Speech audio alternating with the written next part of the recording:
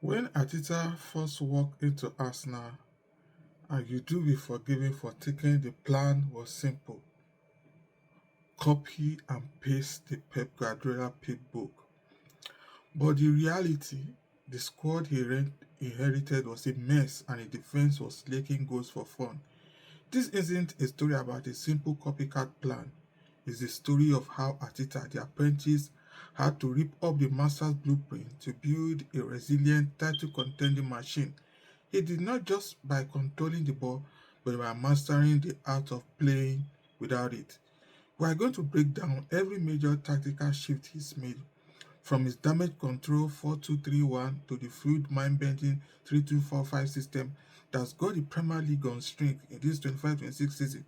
This is the complete revolution of how Mikel built a powerhouse from the ground up. To re-get the Arsenal of today, you have to cast your mind back to late 2019.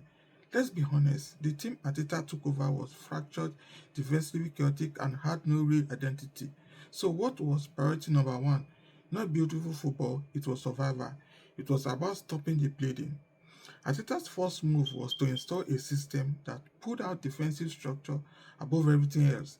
He rolled out a rigid 4-2-3-1 formation designed for one thing: cover. It was all about limiting space, staying compact, and forcing teams outside wide into areas where they could do less damage. Was the football a thrill a minute? Absolutely not. It was gritty, built on quick transition and defensive grip, but it was a necessary choice to play a foundation. You can't build a skyscraper on quicksand. This period was so crucial. It hammered in a discipline and collective spirit that had been gone for years. It was the painstaking, unglamorous work of laying the first bricks. Without that discipline, the complex, beautiful attacking patterns we see today will have crumbled. One of the defense wasn't a total liability anymore. Arteta started looking cooking. He began to introduce his core philosophy, one straight out of the positional play handbook. The next huge step, the inverted fullback, a concept made famous by his mentor Pep, and at Arsenal that role was personified by Orlando Zinchenko. Instead of just bumping up and down the wing, Zinchenko would drift into central midfield when Arsenal had the ball. It sounds simple, but it was revolutionary. In possession, it morphed Arsenal's entire shape from standard back four into a dominant 2-3-5 or 3-2-5 structure. Suddenly, Arsenal had an extra man in midfield, creating passing triangles everywhere, overwhelming opponents and letting them completely control the tempo of the game. It also gave them a rock solid base to stop counter attacks before they even started. This wasn't just a small tweak, it was a fundamental change in identity. Arsenal went from a reactive team to a proactive, possession hungry beast. The ball was now a tool for total control. This shift also had a domino effect, famously freeing up Granit Xhaka to storm forward into the box, unlocking an attacking side to his game nobody knew he had. This was the birth of the tactical machine, where fluid, rotating positions became the new normal. With this new system, firing on all cylinders, Arsenal exploded. They became real-time contenders, playing some of the most breathtaking football in Europe. The machine was pouring. That mix of a solid base and fluid attacking play was just too much for most teams.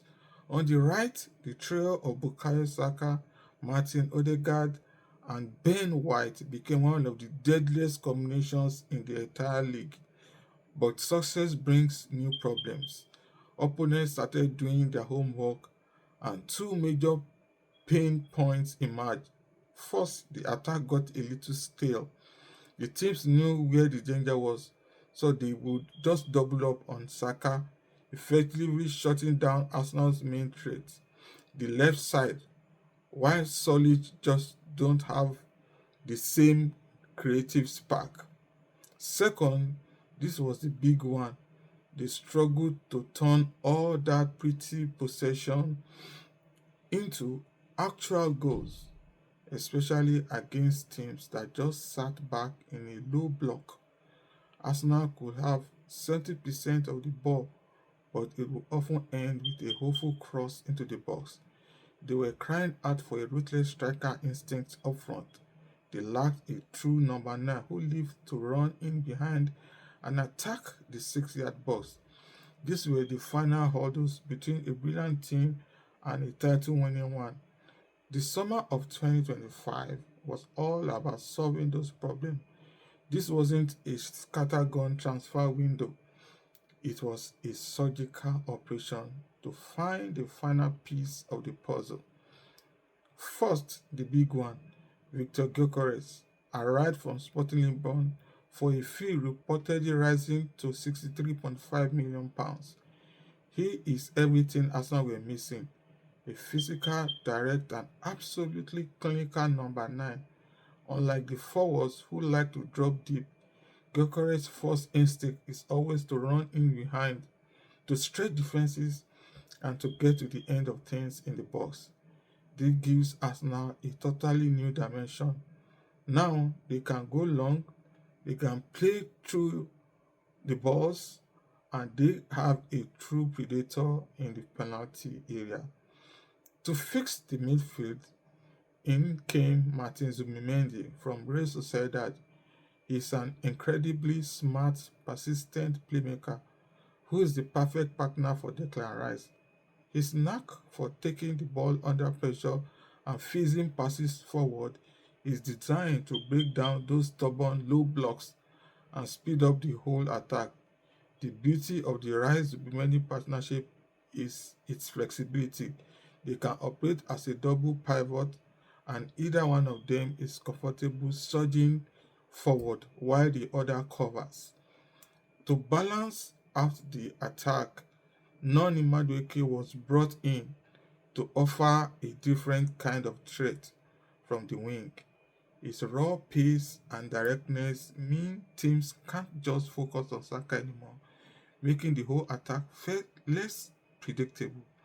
And finally, the signing of Ricardo Calafiori adds top-tier defensive depth with his ability to play at both left back and centre back, making the whole system even more fluid and adaptable. So, what does this all look like on the pitch? The 2025-26 Arsenal is the final form of Arteta's project. They line up in a flexible 4-3-3, but as soon as they have the ball, it morphs into that dominant 3-2-5 shape. You got a back three providing the foundation with the double pivot of Rice and Zubimendi acting as the ultimate shield and the team's heartbeat. They control everything, the tempo, breaking up attacks and starting Arsenal's own. Ahead of them is a terrifying five-man attacking line. The wingers like Saka and Madueke, they stay wide, pinning the opposition's fullbacks. This creates huge channels for the creative engines. Martin Odegaard on the right and an unleashed Declan Rice or Zubimendi on the left to operate in the half spaces and make their own runs into the box.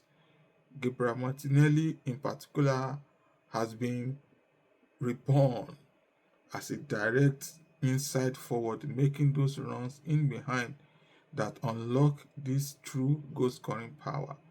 And right at the top, Victor Gyökeres, his presence changes the entire equation. Defenders are now terrified of the space behind them, which in turn creates acres of room for Odegaard and the others to work their magic. Even the pressing is more ferocious. With a high line and a suffocating press led from the front, this Arsenal team is designed to choke the life out of opponents in their own half. It's a system of total football, ruthless, adaptable, and finally devastatingly clinical. This tactical evolution has been years in the making, with every single season adding a new layer. If you enjoy these deep dives into the tactical side of the football, do me a favor and hit that subscribe button and turn on notifications so you don't miss the next breakdown. And if you learn something new, give the video a like. From the pragmatic realistic who walked through the door in 2019 to the tactical visionary at Arsenal has been a masterclass in evolution. He didn't just force an ideology onto a club, he intelligently built one, piece by piece, season by season, solving problems as they arose with a crystal clear vision. He started by building a rock solid foundation. Then he layered on the complex principles of positional play. And now for the 25-26 season, he's added the final ruthless attacking weapons to his machine. The result is a team that isn't just built to watch, but is built on resilient, adaptable, and intelligent framework. This is a team that can dominate you with the ball, suffocate you without it, and now finally has the killer instinct to turn other dominance into trophies. The evolution is complete. The machine is built. What do you think is the single most important tactical change Arsenal has made? Drop your thoughts in the comments below. Thanks for watching and see you soon.